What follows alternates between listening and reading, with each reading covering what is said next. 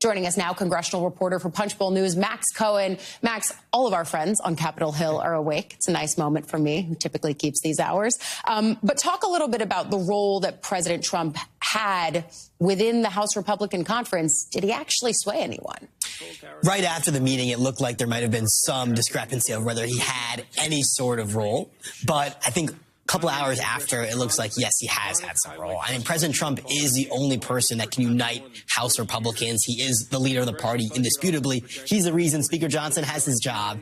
And as we enter this Rules Committee meeting this morning and look at perhaps a floor vote later today, some of the opposition from moderates and conservatives is softening to this bill. I think Mike Johnson and Trump are in a better spot than yesterday, certainly. I definitely think that's true. I want to look specifically at the SALT cap piece of this, because there is some kind of a deal that would raise the SALT cap to $40,000 on high earners and then continue raising it over the course of the next few years by 1 percentage point, and then it would never snap back to being a lower cap. I mean, that's a win for the SALT caucus, but is it enough to get them on board? Yeah, I think we're still parsing through exactly what this means for the SALT caucus, but initial impressions is, yes, this is a win for the SALT caucus. There is not the fix to the marriage penalty that some of the SALT caucus members were looking for, but this is what compromise is all about, right? And I think this is how the bill will eventually get passed in the House, is that Johnson makes some tweaks, as you mentioned, are positive for SALT. Conservatives won't like it. And on the flip side, he's going to do some things like repealing some of these clean energy tax credits in the IRA that really right-wing Freedom Caucus members wanted, which some of the moderates might not love. So, again, it's that push and pull compromise. But I think, again, the bill is in a better spot now than it was yesterday. And then where do you think we see this go next? Because the House did something giving themselves same-day authority, basically meaning they don't have to wait 24 hours to bring something from the Rules Committee to the House floor. What does that mean the schedule could look like today? I think all signs are pointing to a vote later today, possibly even tonight, because for Mike Johnson, waiting longer and letting this slip into Memorial Day recess and beyond is really a bad option, right? The longer this bill is out there, the more the Freedom Caucus can rail against it, online opposition can build, and he doesn't want that. So he's going to try to move quickly. We'll see if it can happen today. Yeah, I do think it's also important to note where they are in the process at the Rules Committee, because right now we're starting to see ranking members of various committees as well as chairmen of committees speak about the impact of this bill within their requisite committee. So, for example, we started this most recent panel with people like Jim Jordan, Jamie Raskin, talking about the immigration components that are within their committee. So, of course, we're watching them continue there. Rules has to vote this out of committee in order for it to get to the full floor. They're a little bit behind schedule based on what I had been expecting to wake up to this morning. So they've got a long morning ahead of them. But, Max, while we have you here, Secretary of State Marco Rubio was also on Capitol Hill yesterday for a hearing on the State Department's budget request.